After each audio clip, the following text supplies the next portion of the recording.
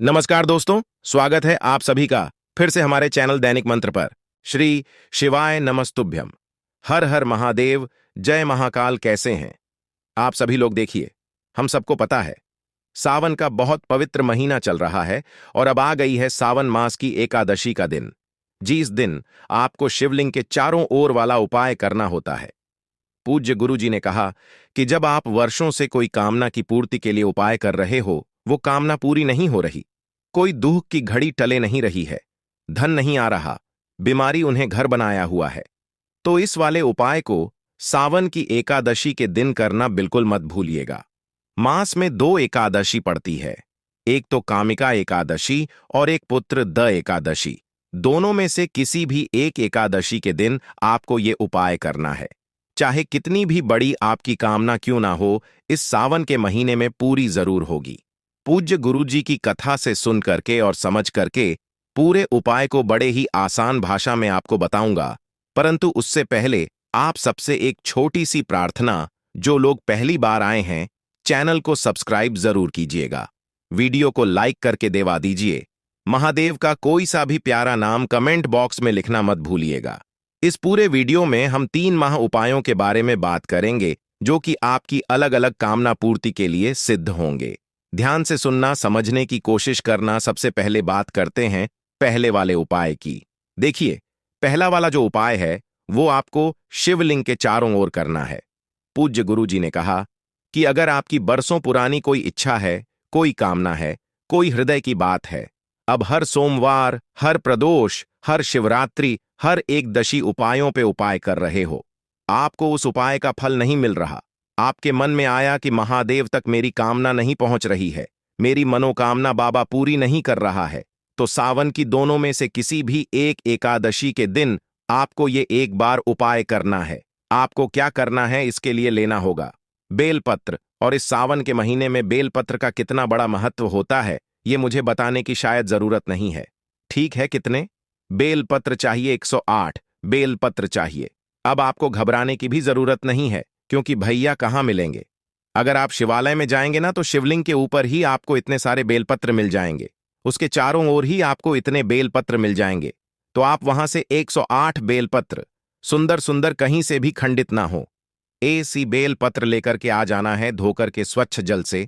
साथ ही साथ आपको लेना होगा थोड़ा सा लाल चंदन। ठीक है, इस तरीके से लाल चंदन ले लेना। कोशिश करना कि इस तरीके से मुठियां रखा करो, जिसे घिस करके जो चंदन निकले वो वाला लाल चंदन ले लेना। ठीक है, और साथ ही साथ लेनी होगी थोड़ी सी मोली या कलावा, जो होता है ना ये मोली या फिर कलावा। जो आपने 108 बेलपत्र लिए हैं, उन 108 बेलपत्र की पत्तियों पर है ना, आपको एक एक अंग का बनाना है, मतलब एक एक बिंदी।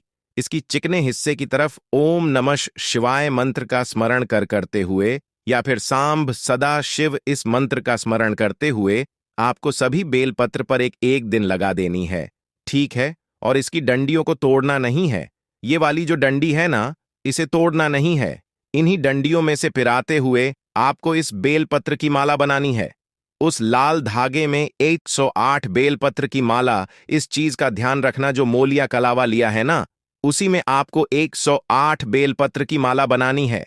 उसकी जो डंडी होती है ना पीछे की, इसमें गठान लगाते चले जाओ, गिटार लगाते चले जाओ, होता चला जाएगा। क्या मेरी बात आई समझ में? तो जो ये आपने 108 बेलपत्र की माला बनाई है, इसे लेना और एक लोटा शुद्ध जल अपने घर का लेना, तांबे के कलश में। ठीक है, इन दोनों को लेकर के पहुंच जाना भोलेनाथ के मंदिर में शिवलिंग के पास। कोशिश करना, पूज्य गुरु जी ने वैसे तो कहा कि अगर आपके पास में गंगा जल है तो गंगा जल जरूर मिला लेना, इसके अंदर 1 या 2 बूंद। ठीक, और उसके बाद में लेकर के पहुंचोगे शिवालय में, उत्तर दिशा नॉर्थ डायरेक्शन की तरफ मुख करके खड़े होना है। सबसे पहले आपको करना क्या है, जो एक लोटा शुद्ध जल लेकर आए हो। देखिए, सावन मास की एकादशी जो एकादशी होती है, वो भगवान विष्णु को समर्पित होती है। तो जो जल आप यहां पर समर्पित करोगे, वो किनके नाम से करोगे? हरिहर महादेव के नाम से करोगे, है ना। ये हरि और हर दोनों का मिलन है, और उसके कारण जो आपकी इच्छा की पूर्ति होती है ना, वो बहुत विशेष कामना की पूर्ति होती है। लौटा शुद्ध जल समर्पित करेंगे, ओम नम शिवाय मंत्र का स्मरण करते हुए। उसके बाद में जो आपने 108 बेलपत्र की माला ली है, उसे 108 बेलपत्र की माला को अपनी कामना कहते हुए इस लिंग के चारों तरफ आपको ऐसे समर्पित करना है और इतनी बड़ी माला आपको बनानी है कि वो माला माता अशोक सुंदरी के स्थान तक पहुंचे। याम बीच में मोटी सी जो लाइन होती है ना, ये माता अशोक सुंदरी की स्थान होता है, यहां तक पहुंचना चाहिए। ऐसा नहीं है कि बिल्कुल आपने यहां की यहीं पे बना दिया, ऐसा नहीं, माता अशोक सुंदरी तक पहुंचना चाहिए। जिस कामना से आप ही 108 बेलपत्र की माला शिवलिंग पर समर्पित करोगे, वो कामना इसी सावन के महीने में पूरी होगी। साथ ही साथ इस सावन की एकादशी के दिन आपको कोई सी भी पीले रंग की चुनरी या पीले रंग की पेंसिल या पीले रंग का बैग, पीले रंग की साड़ी, कुछ भी आपको सौभाग्यवती स्त्री को दान में जरूर देनी है। पूज्य गुरु जी का बहुत अद्भुत है, जरूर कीजिएगा। बात करते हैं दूसरे वाले उपाय की। ये जो दूसरा वाला उपाय है, आपकी धन की आवक को बढ़ाने के लिए। देखिए, पैसा तो आ रहा है लेकिन बचता कुछ भी नहीं है, उतना का उतना ही खर्चा चला जाता है ना? तो धन की आवक को बढ़ाने के लिए है न, ताकि आपके घर में धन की वृद्धि हो। उसकी वृद्धि के लिए पूज्य गुरु जी ने कहा कि अगर आपके अनावश्यक खर्चे होते हैं, वो खर्चे आपके रुक जाएंगे। कर्ज लेने की नौबत आ चुकी है। इस सावन की एकादशी के दिन आपको ये वाला उपाय करना है। दोनों में से किसी भी एक एकादशी के दिन कर लेना। सबसे पहले आपको लेना होगा एक लोटा शुद्ध जल तांबे के कलश में, अपने ही घर से साथ ही साथ गिन करके लेने होंगे आपको 108 चावल के दाने। अब यहां पर जो 108 चावल के दाने लोगे, वो लोगे अक्षत पूर्ण होने चाहिए। मैं बता देता हूं किस उपाय में आपको पूर्ण चाहिए, किस में नहीं चाहिए। इससे पहले वाला जो उपाय था, सुधा वाला उपाय, उसके अंदर आप कणी ले सकते थे, ठीक है। साथ ही साथ आपको लेना होगा इस तरीके से दीपक। लेकिन इस वाले उपाय में जो आप दीपक बनाओगे, वो बनाओगे लंबी बाती का, है ना माँ? लक्ष्मी जी के लिए आप कर रहे हो, तो माता को दीपक समर्पित होता है, लंबी बातें का होता है, और इसके अंदर भरोगे। अब घी ठीक है, और इसी के साथ में आपको लेनी होगी 7 हल्दी की गांठें, छोटी छोटी सी। ये वाली जो होती है हल्दी की गांठें, ठीक है। आपके घर में जो भी एक कटोरी हो, उसी कटोरी के अंदर उन 7 हल्दी की घाटों को रखना, और साथ ही साथ जो आपने 108 चावल के दाने लिए हैं, उन्हें 108 चावल के दानों को भी आपको इसी कटोरी के अंदर रख देना है, ठीक है। और साथ ही साथ ले लेना होगा थोड़ा सा गंगा जल। अब उपाय करने का नियम ध्यान से सुनिएगा। एकादशी के दिन सुबह के समय पर आप सबको पता है कि तुलसी माता जी को ना तो हाथ लगाया जाता है, ना ही इस पे जल चढ़ाया जाता है ना? और आपको ये उपाय भी तुलसी जी के पास ही करना है। जो दीपक आपने लिया है, सुबह स्नान करने के पश्चात आपके घर की स्त्री, नारी, बहन, बेटी, माता, पत्नी, कोई भी इस उपाय को कर सकती है। सबसे पहले उस लंबी बात की दीपक को प्रज्वलित करना, जिसकी बत्ती का मुख आपको उत्तर दिशा की तरफ रखना है। जो कलश आपने लौटे का लिया है, उस लौटे जल को आपको यहां पर रखना है, और जिस कटोरी के अंदर आपने हल्दी और 108 चावल के दाने डाले हैं, आपको यहां पर रख देना है, ठीक है। और जो आपने थोड़ा सा गंगा जल लिया है, आपको क्या करना है? अपने दाहिने हाथ में थोड़ा सा गंगा जल लेना है और अपना नाम और गोत्र बोल करके इस कटोरी के अंदर, ध्यान रखना, इस कटोरी के अंदर आपको इस गंगा जल को छोड़ना है। कितनी बार छोड़ोगे? 7 बार। नाम और गोत्र बोल करके छोड़ते चले जाना। फिर थोड़ा सा जल लेना, अपने दाहिने हाथ के हथेली पे नाम और गोत्र बोल करके फिर इसी कटोरी में छोड़ देना। इसे 7 बार आपको जल छोड़ना है। ढोक दे करके वापस अंदर चले जाना है। अभी तक आपको कुछ भी चीज तुलसी जी में समर्पित नहीं करनी है।